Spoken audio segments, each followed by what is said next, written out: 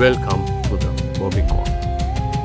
You're listening to the Bobby Code, the cold voice of Bobby.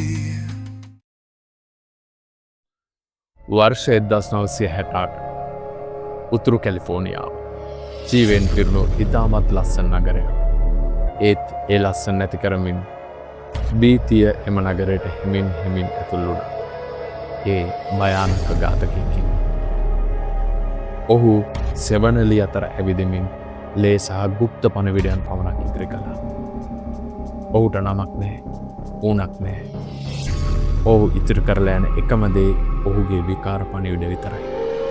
අද දක්වාම ඔහුගේ සැබෑ අනන්‍යතාවය අභිරහසක්ව පවතින රාශි චක්‍රයේ අවතාරය ලෙසින් හඳුන්වන රාශි චක්‍රඝාතකය.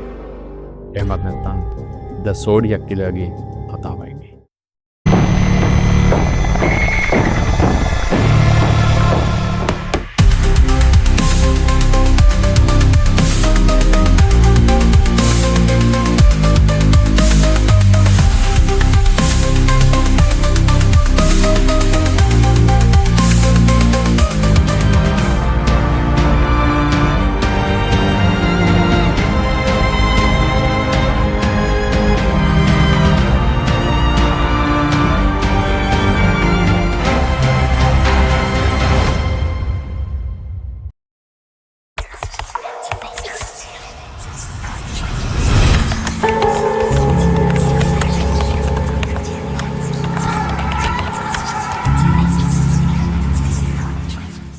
සියල්ල ආරම්භ වූයේ 1968 දෙසැම්බර් 20 වෙනිදා.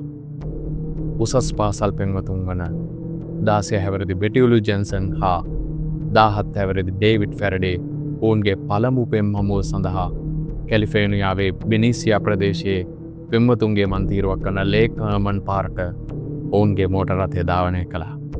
හාත්පසම ඉතාමත්ම සාමකාමී රාත්‍රියක පසුබිමක් තිබුණ හින්දා ඔවුන් දෙදෙනා මෝටර් රථය තුලම තමන්ගේ නිහඬ සන්ධ්‍යාව භුක්ති විඳීමට තීරණය කරනවා. රාත්‍රී 11ට පමණ ඔවුන් නැවත නිවස වෙත යන්න සැලසුම් කරගෙන හිටියා. නමුත් ඔවුන් දෙදෙනාට නොදැනීම කාලය ගත වුණා. රාත්‍රී 11යි කාලට විතර නන්නාඳුන වාහනයක් ඇවිල්ලා ඔවුන් දෙදෙනාගේ මෝටර් රථය සමීපයෙන් නතර කරනවා. පරිසරයේ තිබ්බ නිහඬතාවය බිඳමින් කැලිබර් 22ක පිස්තෝලයක් ගත්ත පුද්ගලයෙක් එම මෝටර් රථයෙන් එළියට බහිනවා. එයින් බැසගත් පුද්ගලයා හෙමින් මේ දෙදෙනාගේ කාර් රථයට කිට්ටු කරනවා. බෙටිලු ජෙන්සන් හා ඩේවිඩ් ෆැරඩේ තාමත් මෝටර් රථය ඇතුලේ. ඔවුන් දෙදෙනාට එළියට පැමිණෙන්න කියලා නන්නාඳුන පුද්ගලයා දැනුම් දෙනවා. ඔවුන් මෝටර් රථයෙන් එළියට බහිනවත් සමගම පළමු වෙඩිල්ල ඩේවිඩ් ෆැරඩේගේ හිස ආසන්නයට එල්ල වෙනවා. ඩේවිඩ් මෝටර් රථයේ ඉදිරිපස ඇදගෙන වැටෙද්දී මරබියෙන් තැතිගත්තු බෙටි ඝාතකයාගෙන් බේරී පලා යාමට උත්සාහ කරනවා. නමුත් ඇයට යාමට හැකුණේ අඩි 28ක් පමණයි. ඇගේ පිටුපසට වෙඩි උණ්ඩ 5ක් ඇතුල් වුණා. කිසිදු අනතුරු ඇඟවීමක් හෝ කිසිදු හේතුවක් නොමැතිව හුදකලාවේ තමන්ගේ මෝටර් රථයට වෙලා පෙම් සුව විඳමින් සිටි යුවලක් අමානුෂික ලෙස මරා දැමූ මෙම ඝාතකයා අඳුරේ නොපෙනී ගියා. ඉන් ටික වෙලාවකට පස්සේ තවත් රියදුරෙක් එම ස්ථානයේ පහු කරගෙන යද්දී මෙම සිදුවීම දකිනවා. ඔහු හැක ඉක්මනින් මේ පිළිබඳව පොලිසිය දැනුවත් කරනවා. කිසිදු සාක්ෂියක් ඉතිරි නොකළ වෙඩික්කරු ඉතාම පාලිත ක්‍රමානුකූල ප්‍රවේශයක් පෙන්නුම් කරලා තිබ්බා. පොලිස් නිලධාරීන්ට ඝාතකයා ගැන කිසිදු හොඩුවක් හොයාගන්න හම්බුන්නේ නැහැ. මොකද කිසිම මංකොල්ලයක් හෝ අතවරයක් සිදු වෙලා තිබෙන්නේ නැති හින්දා. මෙය ආරම්භය පමණයි.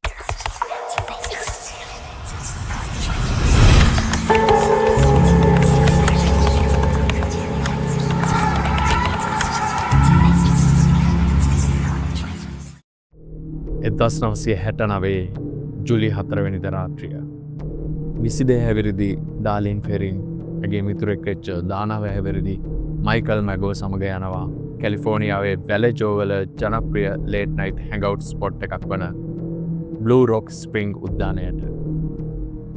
ඔවුන් දෙදෙනා උද්‍යානයට පැමිණ මෝටර් රථය නතර කරනවා. ඩාරින් කියන්නේ ආපන ශාලාවක වේටවරියක්. ඇය විවාහක කාන්තාවක්. ඇයගේ අනියම් පෙම්වතා තමයි මේ මයිකල් මැකෝ කියන්නේ. නිහඬ පරිසරයේ ඔවුන්ගේ මෝටර් රථයට වෙලා පෙම්සූ විඳමින් හිටපු මේ දෙන්නට මධ්‍යම රාත්‍රිය පැමිණෙනවා දැනුනේවත් නෑ. මධ්‍යම රාත්‍රිය පහුවෙද්දී උන්ගේ මෝටර් රථය පිටුපසින් තවත් මෝටර් රථයක් ඇවිල්ලා නතර කරනවා. ටික වේලාවක් එම ස්ථානයේම නවත්තා තිබෙන මෝටර් රථය එතනින් ඉවත් වෙනවා. හැබැයි ආයිත් එම මෝටර් රථය පැමිණෙනවා. දැන් මෝටර් රථය මොවුන් දෙදෙනාගේ මෝටර් රථය පිටුපසින් ඇවිල්ලා නවත්තනවා. එක්වරම රියදුරු අසුණු පැත්තෙන් බැසගත් පුද්ගලයෙක් ඩාරින්ගේ මෝටර් රථය වෙත කිට්ටු වෙනවා. ඔහුගේ අතේ විදුලි පන්දමක් හා 9mm ලූග පිස්තෝලයක්. එම පුද්ගලයා එක්වරම විදුලි පන්දම ඩාරින්ගේ මෝටර් රථයට එල්ල කරනවා. ඔවුන් දෙදෙනා එකට ප්‍රතිචාර දක්වන්නත් කලින්ම හවුලුව හරහා වෙඩි කීපයක් එල්ල වෙනවා. එම වෙඩි පහරවල් හේතුවෙන් ඩාරින් ෆෙරින් එම ස්ථානයේම මිය යනවා. මූණට බෙල්ලට හා පොපුවට වෙඩි වැදුණු මයිකල් යන්තමින් එම ස්ථානයෙන් ජීවිතය බේරාගන්නේ සිද්ධ වෙච්ච ඛේදවාචකයට තනි සාක්ෂිකරුවෙක් කරමින්. වෙඩි පහරවල් එල්ල කළ පුද්ගලයා ක්ෂණයෙන් එම ස්ථානයෙන් ඉවත් වෙනවා. නමුත් ඔහු ආයෙත් ඒ ඇවිල්ලා හිස් අවකාශයට වෙඩි කීපයක් තියලා ආයෙත් එතනින් පිටත් වෙනවා. සිද්ධියෙන් පැයකට පමණ පස්සේ තමයි හොඳම වැඩේ වෙන්නේ. සිද්ධියෙන් පැයකට පමණ පස්සේ වැලජෝ පොලිස් දෙපාර්තමේන්තුවට එනවා බියකරු දුරකථන ඇමතුමා. සංසුන් පිරිමි කටහඬ. අමතන්නා පැවසුවේ මට අවශ්‍යයි මිනිමරුමක් වාර්තා කරන්න. ඔබට ළමයින්ම දුමුරු පැහැති කාර් එකකින් හොයාගන්න පුළුවන්. ඔවුන්ට 9mm ලෝග එකකින් වෙඩි තියලා තියෙන්නේ. මම ගිය අවුරුද්දෙත් ඒ ළමයින්ව මැරුවා. ඇමතුම විසන්දි වුණා. පුදුමයට කාරණය කියන්නේ ඒ දුරකථන ඇමතුම ඇවිල්ලා තියෙන්නේ පොලිස් ස්ථානය ආසන්නයේම තියෙන ඉන්ධන පිරවුම් වල එහා පැත්තේ තියෙන පේෆෝන් එකකින්. කොමාරි මේ ඛේදවාචකෙන් දිව ගලවාගත්ත මයිකල් මැකෝ පොලිසියට වෙඩික්කරු පිළිබඳව විස්තරයක් ලබා දෙනවා. ඔහුට අනුව වෙඩික්කරු වයස අවුරුදු 26 30 අතර කෙටි දුඹුරු හිසගෙස් ඇති තද සුදු පැහැති සමක් ඇති පුද්ගලයෙක්. මේ රාශි චක්‍රඝාතකයාගේ තහවුරු කරන ලද දෙවන මිනිමැරුම වුණා. ඒ වගේම ඔහු ඍජුවම පොලිසිය හා සම්බන්ධ වෙච්ච පළවෙනි මිනිමැරුම තමයි මේක.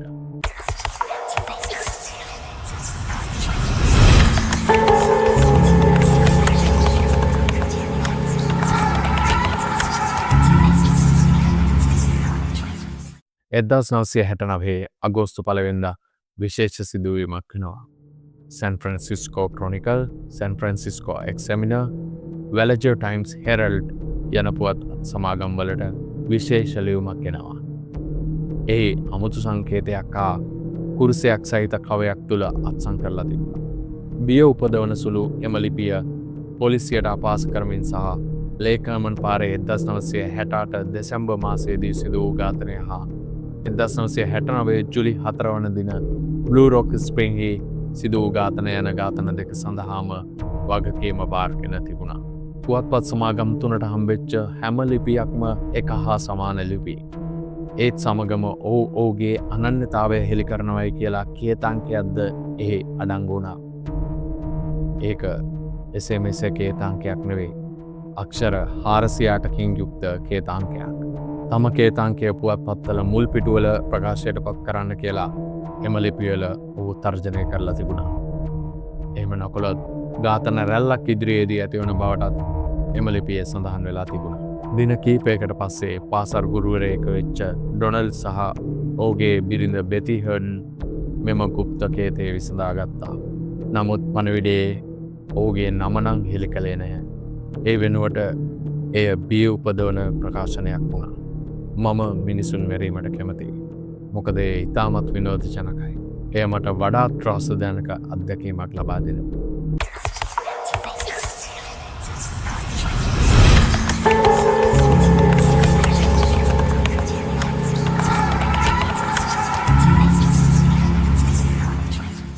පළමු ලිපියෙන් දින 3කට පස්සේ එනම් 1969 අගෝස්තු 4 වෙනිදා රාශි චක්‍රඝාතකයා ඔහුගේ දෙවන ලිපිය සැන් ෆ්‍රැන්සිස්කෝ ක්‍රොනිකල්හි පුවත්පත් පරීක්ෂකවරයාට එවනවා. මෙම ලිපිය වඩාත් ඍජු, උපහාසාත්මක හා බිය උපදවන සුළු ලිපියක් වුණා. ඒත් එක්කම මේ ලිපියේ තවත් එක් විශේෂත්වයක් තියෙනවා. ඒ තමයි ඒ ලිපියේ සඳහන් වෙලා තියෙනවා This is Zodiac speaking. ඔහු රාශි චක්‍රය කියන නම භාවිතා කරපු පළමු ලිපිය තමයි මේක. අව්‍යාජ බව සනාථ කරමින් සුවිශේෂී අපරාධ කීපයක තොරතුරු මේ ලිපිය ඇතුළත් වුණා. ඒත් එක්කම ඔහු අල්ලා ගැනීමට පොලිසිය දරන උත්සාහය දැඩිසේ සමච්චලයට ලක් කරලා තිබුණා. ඒ විතරක් නෙවෙයි. ඒ ලිපියෙත් ඇතුළත් වුණා කේතාංකයක්. කේතාංකයක් කිව්වට ඒක ප්‍රහෙලිකාව. එම ප්‍රහෙලිකාව ඔහුගේ අනන්‍යතාවය හෙළි කරනවා කියලා ඔහු සඳහන් කරලා තිබුණා. ඒත් එක්කම ඔහු ඒ විසඳීමට මහ ජනතාවට අභියෝග කරලා තිබුණා. ඝාතකයාගේ වචන ඉතාමත් පැහැදිලියි. මම ඔබට මාගේ නම නොදෙන්නෙමි. ඒ සඳහා වැඩ කිරීමට මම ඔබට බල කරමි.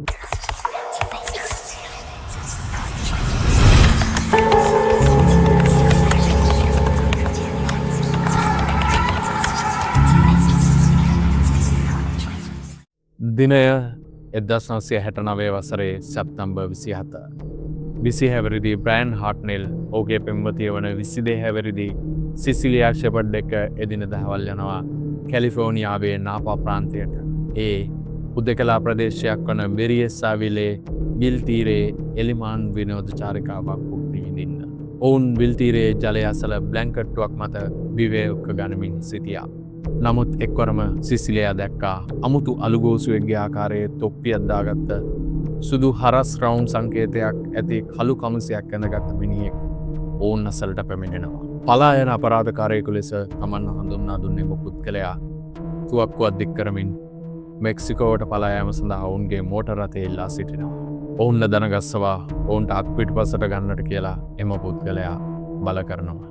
පසුව ප්ලාස්ටික් ක්ලොත් සයින් රෝප් එකක් ගෙන ඔවුන් දෙදෙනාව ගැට ගහන.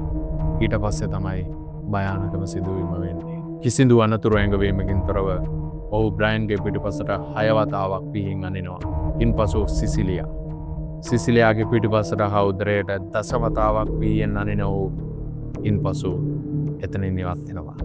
නමුත් ඉවත් වෙන්න කලින් ඔහු තවත් වැඩක් කරනවා. ඔහු බ්‍රයන්ගේ මෝටර් රථය වෙත ගොස් මෝටර් රථයේ දොරේ රාශි චක්‍ර සංකේතයක් සහ ඔහුගේ පෙරමිනි මැරුම්වල දිනයන් සලකුණු කරලයි එතනින් ඉවත් වෙන්නේ. කොහොමාරි ප්‍රහාරයෙන් මිනිත්තු කීපයකට පස්සේ නාප පොලිසියට එනවා පේෆෝන් කෝල් එක. නැවතත් සංසුන් කටහඬ. ඇමතුම ගත්ත පුද්ගලයා ඉතාමත් සංසුන්ව ප්‍රහාරය ගැන පාපොච්චාරණය කරනවා. කොහොමාරි පස්සේ රාස් පරීක්ෂකයෙක් හොයාගන්නවා මෙම ඇමතුම ඇවිල්ලා තියෙන්නේ මෝටර් රථ සේදීමේ ස්ථානයක් අසල තියෙන පේ ෆෝන් එකකින් කියලා. ඔවුන් එම ස්ථානයට යන වෙලාවෙත් එම ෆෝන් එකේ රිසීවර් එක කොක්කෙන් එල්ලෙමින් තිබිලා තියෙනවා. කොහොමාරි එම අවාසනාවන්ත සිදුවීම නිසා දින දෙකකට පස්සේ සිසිලියා ඇගේ තුවාල නිසා මේ යනවා. නමුත් බ්‍රයන්ට එම සිදුවීමෙන් ජීවිතේ බේරා ගන්න පුළුවන් වෙනවා. ඝාතකයාගේ හැඳුම් පැළඳුම් හැසිරීම හැඩහුරුකම් පිළිබඳව සවිස්තරාත්මක වාර්තාවක් හෝ පොලිසියට ලබා දෙනවා. ඒ වුණාට මෙම ප්‍රහාරය කලින් ප්‍රහාරවලට වඩා වෙනස්. මොකද ඝාතකයා මෙවර භාවිතා කරලා තියෙන්නේ පිස්තෝලයක් නෙවෙයි. පිහියක්. තවත් එක් විශේෂ දෙයක් තියෙනවා. ඝාතකයා වෙස්වලාගෙන පැමිණි පළමු ප්‍රහාරය තමයි මේක.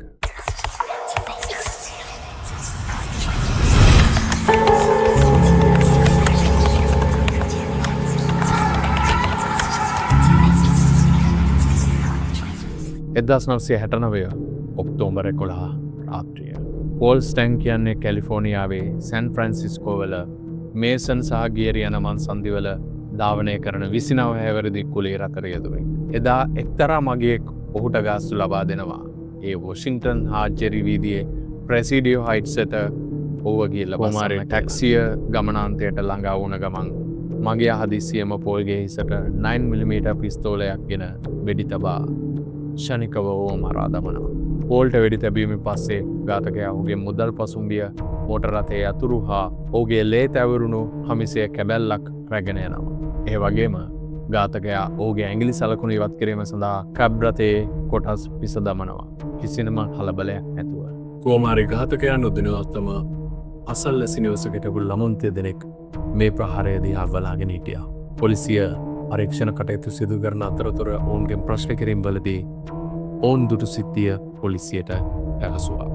අවුරුදු 26ත් 30ත් අතර වයසේ පසු එම ඝාතකයා තරබාරු ශරීරයක් ඇති සුදු පිරිමියෙක් වුණා. ඝාතකයා සුදු ජාතික පිරිමියෙක් වුණා. පොලිසිය ප්‍රකාශයේ සටහන් කර ගැනීමේදී එය කළු ජාතිකයෙක් ලෙස වැරදියට සටහන් කරගෙන තිබුණා. එම නිසා ඝාතනය සිදු වූ ප්‍රදේශයෙන් නම් වුන්ට කිසිම සැකකාරයෙක් නම් අත්අඩංගුවට ගැනීමට හැකිවන්නේ නැහැ. දින කිහිපයකට පස්සේ රාष्ट्र චක්‍ර ඝාතකයා සෑන් ෆ්‍රැන්සිස්කෝ ක්‍රොනිකල් වෙත තවත් ලිපියක් එවනවා. එම ලිපියේ පෝල්ගේ ලේ තැවරුණු කමිසක බැල්ල අලවා තිබුණා. ඒ වගේම ඔහු ඕකේ මීලන් ගොදුර ගැන සටහන් කරලා තිබුණේ මෙන්න මේ විදියට. පාසල් ළමුන් කියන්නේ අපූර්ව ඉලක්ක. මම හිතන්නේ මම්බු බස් රථයක් සුන්නත් දූලි කරන්න ඕන. මුලින්ම බස් එකේ ඉදිරි ටයරයකට වෙඩි තියෙනවා. ඊළඟට එළියට පනින පොඩි ළමයින්ට දුර ඉඳලා වෙඩි තියෙනවා. ඒ විදියට රාष्ट्र චක්‍ර ඝාතකයාගේ භීෂණය ඔහුගේ අපරාධ වලින් පමණක් නැවතුනේ නැහැ. ඔහු දෙකින් දිගටම ලිපි ලිව්වා. ඔහුගේ ලිපි උපහාස, තර්ජන, අමුතු සංකේත වලින් පිරීලා තිබුණා. එම සමහර පණිවිඩ ඉතාමත් සංකීර්ණ වූ අතර අතිදක්ෂකේත කඩන්නන්ට පවා ඔහුගේ කේතනයන් විකේතනය කිරීමට හැකියාවක් ලැබුණේ නැහැ. සෑම ලිපියක් අවසානයේම ඝාතකයා නිර්භීත වෙද්දී බලධාරීන් අන්තාසරණ වුණා.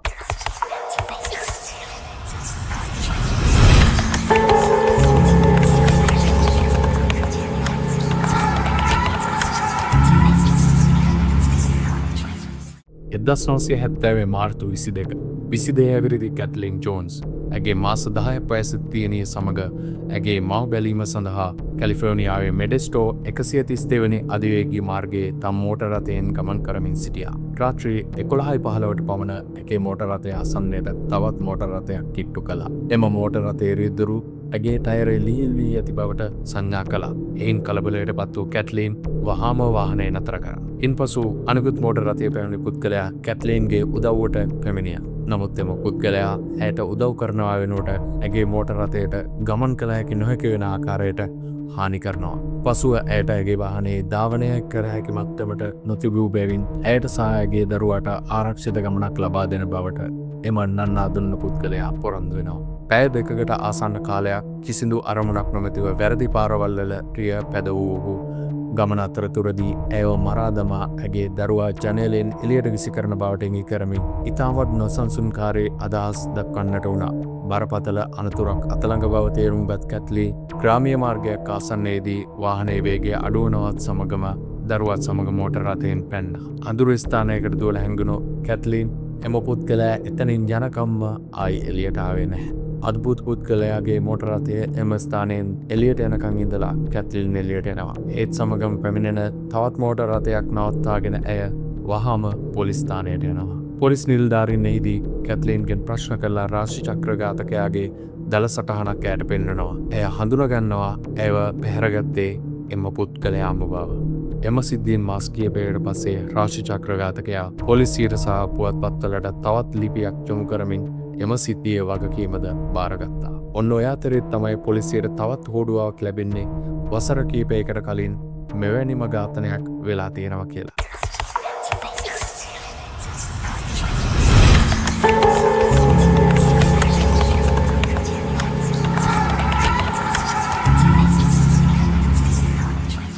එදස් 1970 November 14 San Francisco police department එක එමත් නැත්නම් SFPD එක යනවා 1966 දී සිදු තවත් සැකකාර ඝාතනයක් ගැන බලන්න දකුණු කැලිෆෝනියාවේ රිවර්සයිඩ් වලට.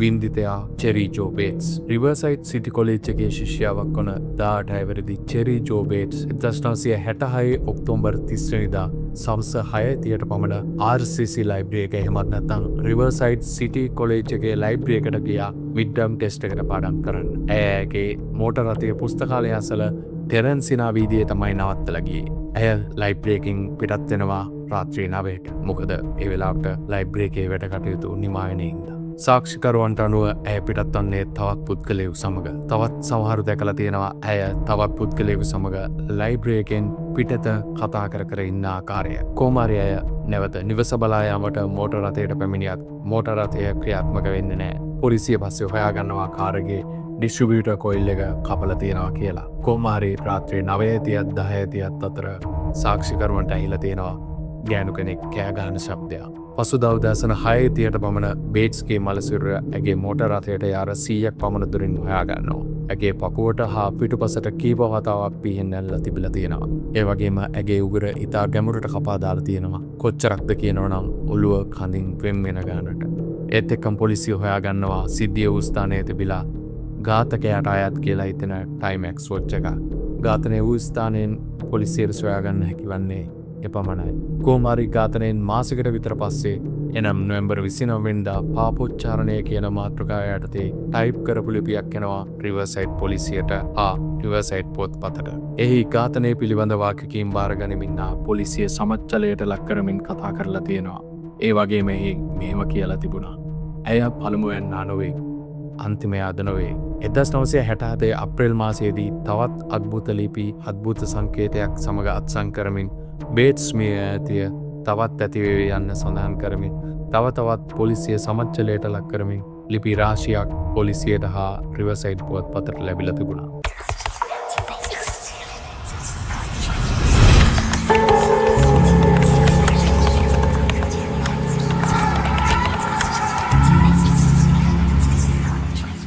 දවසින් දවස පොලිසියට විවිධ වූ සැකකරුවන්ගේ නම් ඉදිරිපත් වුණා.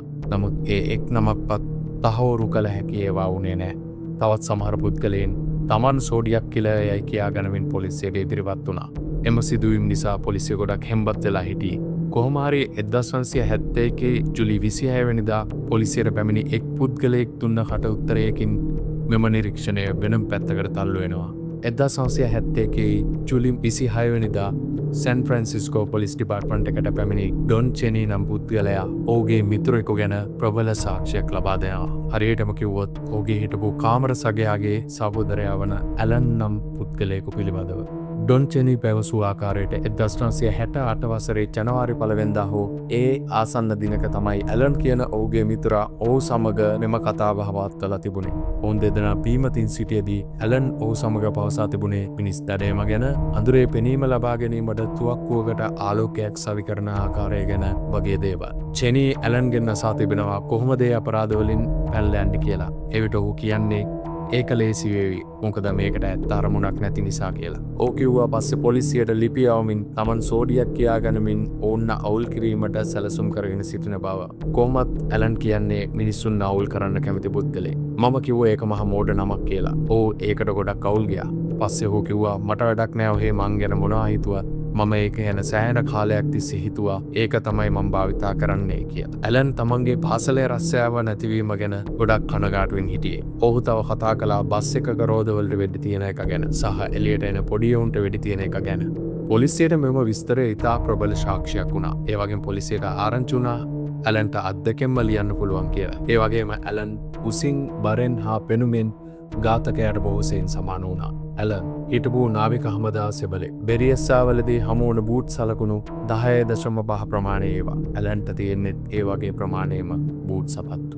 ආතර් ලී ඇලන් ඔහු ඉපදුනේ 1933 දෙසැම්බර් 18 හවායිවල පිහිටි හොනලූලු ග්‍රාමයේ. පසුව ඔහු හැදී වැඩුණේ කැලිෆෝනියාවේ බැලෙජෝවල්. කුඩා කල ඇලන්ට කෘමීන්ට හා සතුන්ට වදදෑයක පුරුද්දක් වෙලා තිබිලා තියෙනවා. 1950 දී වැලජෝ උසස් පාසලෙන් සමත් වුණු ඔහු 1960 දී ඔහුගේ උපාධිය සම්පූර්ණ කරනවා. කොහොම හරි 1951 දෙසැම්බර් 31 වෙනිදා ඇලන් US Navy එකට සම්බන්ධ වෙනවා. ඔහු එතනින් ඩිස්චාර්ජ් වෙන්නේ 1959 දෙසැම්බර් 12. US Navy එකෙන් ඩිස්චාර්ජ් වුණාට පස්සේ ඇලන් 1960 ඉඳන් 62 වෙනකන් ප්‍රාථමික පාසල් ගුරුවරයෙක් විදිහට කැලිෆෝනියාවේ සැන්ටා රෝසා ප්‍රාථමික පාසලේ සේවය කරනවා. පසුව ඔහු 1962 දී මාරුවීමක් ගන්නවා කැලිෆෝනියාවේ ට්‍රැවිස් ප්‍රාථමික පාසලට. නමුත් ඔහු එම පාසලෙන් පහ කරනවා.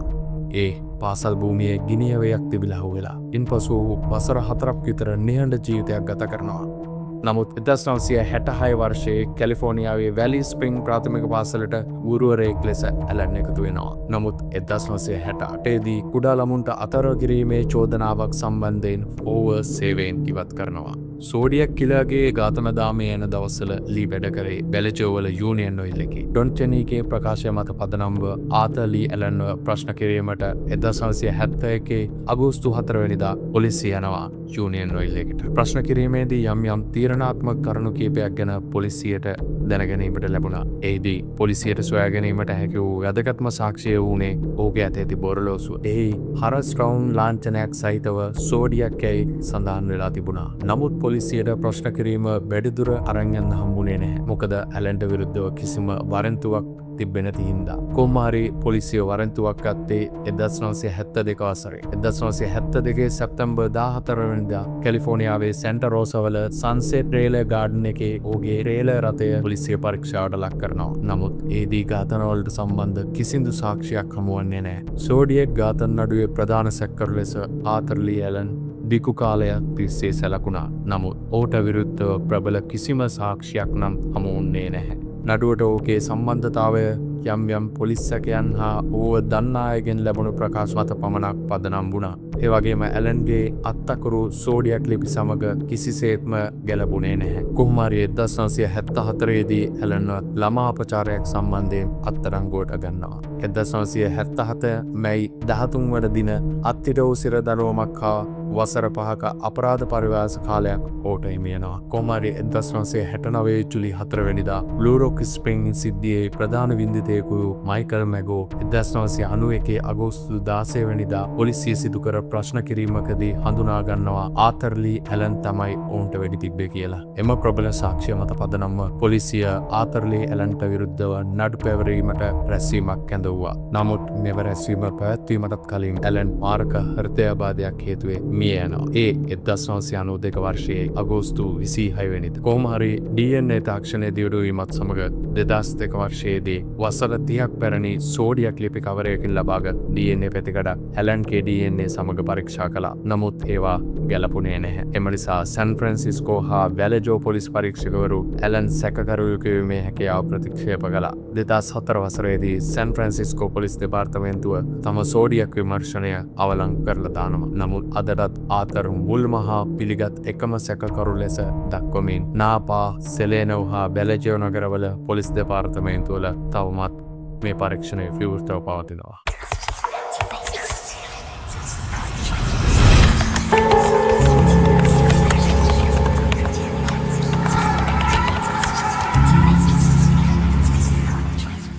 සෝඩියක් කිලාගේ අවසාන තහවුරු කළ ලිපිය 1974 වසරේ ජනවාරි 29 වෙනි දින සැන් ෆ්‍රැන්සිස්කෝ ක්‍රොනිකල් වෙත එනවා. ඒ ලිපිය ඔහුගේ පෙර ලිපි වගේ නෙවෙයි. මේක ටිකක් අසාමාන්‍ය ලිපියක්.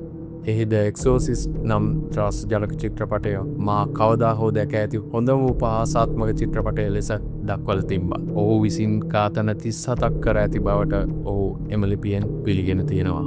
නමුත් නිල වශයෙන් පොලිසියට තහවුරු කර ගැනීමට හැකිවන්නේ ඝාතන 5ක් පමණයි. මේත් සමගම රාශි චක්‍ර ඝාතන හදිස්සියේම අවසන් වූ බවක් දක්නට ලැබුණා. රාශි චක්‍රය සෙවන එලිවලට මැකී ගිය අතර ඔහුගේ අපරාධ තවත් සීතල හා දුරස් වුණා. ඔහු නැවැත්තුවේයි කියලා ලෝකයේ කවදාවත් දැනගන්න එකක් නැහැ. ඔහු අල්ලාගත්තාද? නැත්නම් වෙනත් ප්‍රදේශයකට පැනලා ගියාද? නැත්නම් ඔහු මිය ගියාද? ඒවත් නැත්නම් ඌට සෙල්ලම එපා වෙලාද? රාශි චක්‍ර ඝාතකයාගේ අනන්‍යතාවය අතටත් අභිරහසක්. වසර ගණනාවක් පුරා අසංඛ්‍යාත සැකකරුවන්ගේ නම් යෝජනා වුණත් කිසිදු තීරණාත්මක වැදගත් ප්‍රබල සාක්ෂියක් ඉදිරිපත් වුණේ නැහැ. අදටත් රාශි චක්‍ර ඝාතකයාගේ එහෙමත් නැත්නම් සෝඩියක් කිලාගේ නඩුව ඇමරිකාවේ ශ්‍රේෂ්ඨතම නොවිසඳුණු අභිරහස් වලින් එකක්. අකුරු නොවිසඳී පවතින තාක්, කේතාංක කියවා නොමැති තාක් රාශි චක්‍රයේ පුරාවෘත්තය ජීවමානයි. සමහර ඝාතකයන් ඔවුන්ගේ නම් වලින් හඳුනනවා. තවත් සමහරු ඔවුන්ගේ විශේෂ ක්‍රියා හින්දා ප්‍රසිද්ධියට පත් වෙනවා. නමුත් සෝඩියක් එම තීරණය ඔබට බාරයි. Step into the cold, unravel the thread. ඔයගොල්ලන්ට තවත් මේ වගේ හොඳ වීඩියෝස් බලන්න ඕන නම් පල්ලෙහා subscribe button එක ඔබලා අපිව subscribe කරලා bell notification එක on කරලා තියාගන්න. වීඩියෝ එකටත් like එකක් දාලා share කරගෙන යන්න. ඔයගොල්ලෝගේ යාළුවෝත් මේ වීඩියෝ එක බලන්න.